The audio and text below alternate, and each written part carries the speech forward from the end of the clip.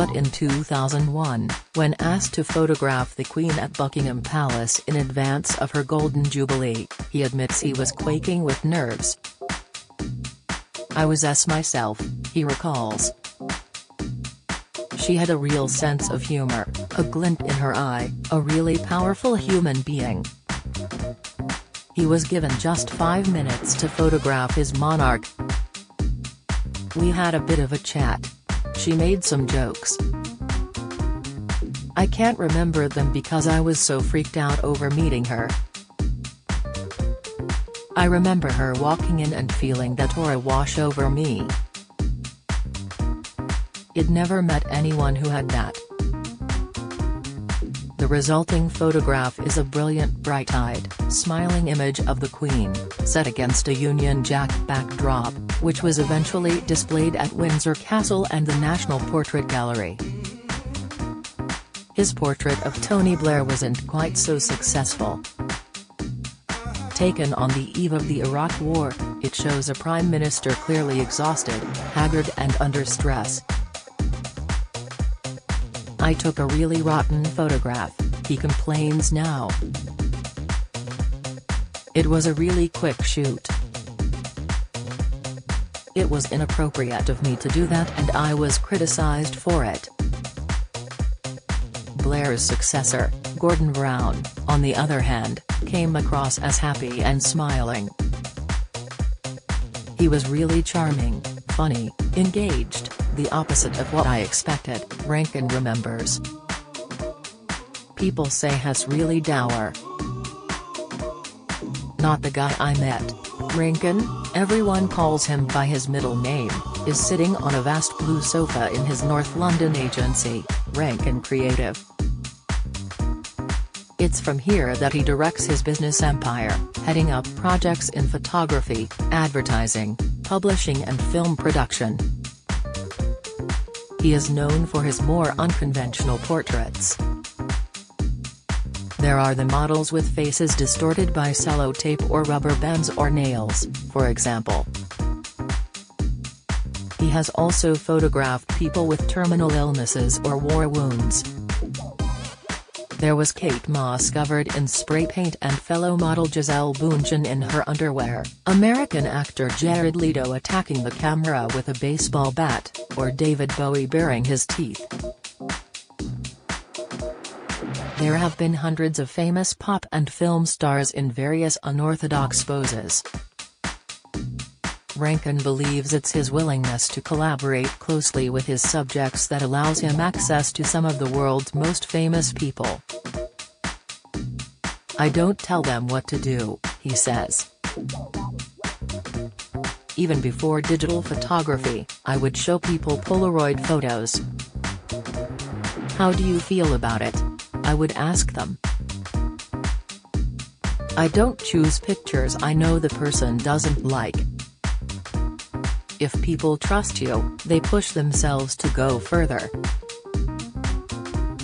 Some in the industry have gone so far as to call Rankin Britain's greatest living photographer, although he squirms at the idea.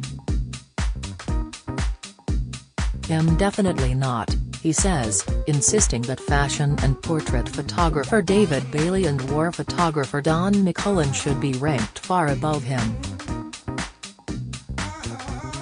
"They are the two living photographers who are absolute icons," he adds. "I'm nowhere near that. I wish I was." Brought up in Scotland, Yorkshire, and Hertfordshire, before settling in London, Rankin studied accountancy but was far more interested in getting behind the camera. He attended 2 photography courses, dropping out of both, before setting up the style magazine Dazed and Confused. In 1995 he married Kate Hardy, the actress daughter of TV presenter Bill Oddie. Together they had a son Lyle, now 26, before divorcing. In 2009 he married model Tuli Shipster. The couple lived together in North London with 4 pet dogs, not far from his creative agency. Despite his background, he speaks with a southern accent. On moving from Glasgow to Yorkshire, he had a Scottish accent. When he later moved from Yorkshire to Hertfordshire, he had a Yorkshire accent. After each relocation, he was ridiculed so much by school peers that he quickly adopted the accent of his new surroundings.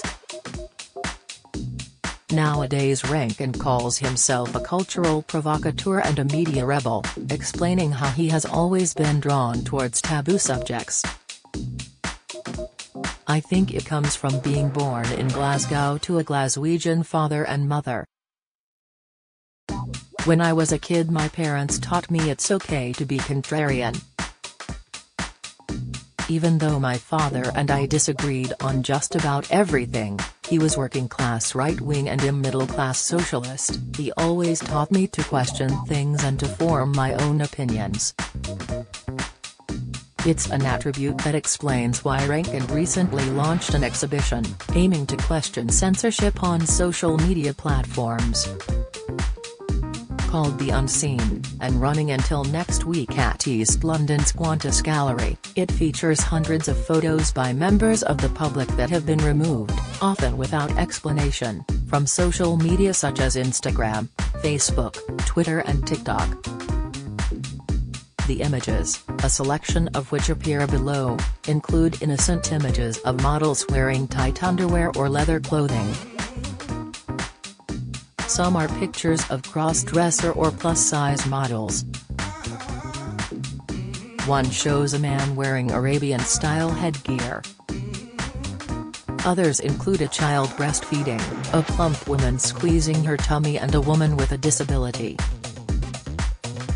Rankin explains how many social media platforms are now so vast that, when it comes to checking content, it is not humans who do the checking but computer algorithms. What should be censored is pedophilia, upskirting or nudity, he says. "I've got no problem with that kind of censorship. But, in this exhibition, it's people who are posting things about race, body size, disability, innocent stuff. It doesn't make any sense because it's algorithms judging the content.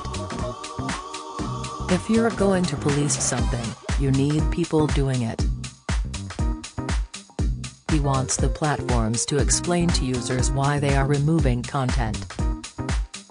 "It's their beast. They created it and they make a load of money out of it," he says. "They should employ more people and take responsibility. Most of it just requires common sense." In addition to taking photographs, Rankin directs films, adverts and music videos, including a famously lewd one for American singer Miley Cyrus. The social media accounts linked to his business enjoy hundreds of thousands of followers, so has understandably outspoken when it comes to this type of media. He uses social media for at least 45 minutes a day, mainly Instagram and a bit of TikTok. What particularly concerns him is the way these platforms cause such polarized opinions, leading in a large part to the rise of cancel culture, where people are ostracized, sacked and censored for certain opinions. "I think cancel culture is exacerbated by social media," he says. "Not because we, as a society, are more puritanical but because there is no discussion or debate on social media platforms. It's either black or it's white. Opinions become more and more extreme and further apart."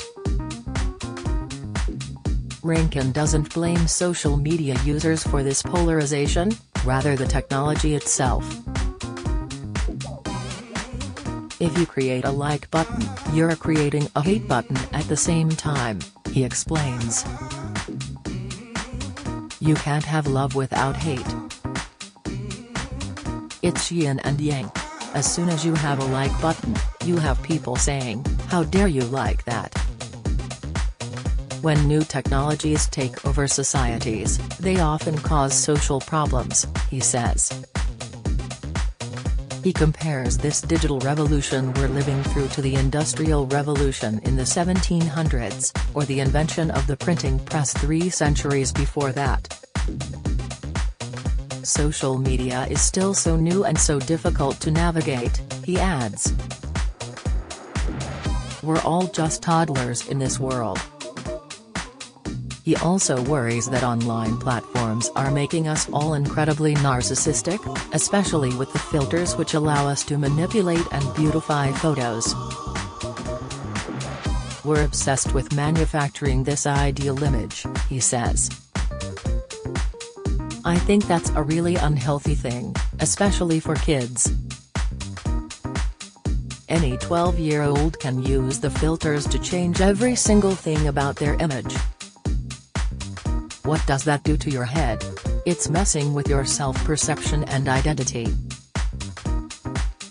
But he admits photography has always been an exercise in manipulating the truth. Photographs are lies, essentially, he says. With photos, you can paint with light, or make someone look thinner with a lens change. That ability has been around forever, and now, with social media filters, it's in everyone's hands. The interview concluded, Rankin then poses for a few portraits himself. He admits to hating it when the camera lens is turned on him and stalls for a few minutes to shave a bit of stubble hair from his chin. Finally, he reveals which celebrities he would still love to photograph. Has very keen to shoot the Queen a second time, now that she has reached her platinum jubilee. And the Ukrainian President Volodymyr Zelensky intrigues him. But there are two key characters who stand out above the rest, Barack Obama and Vladimir Putin. They would be great subjects, he says. Either the good or the bad.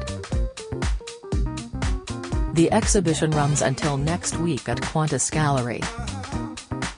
See qantasgallery.com.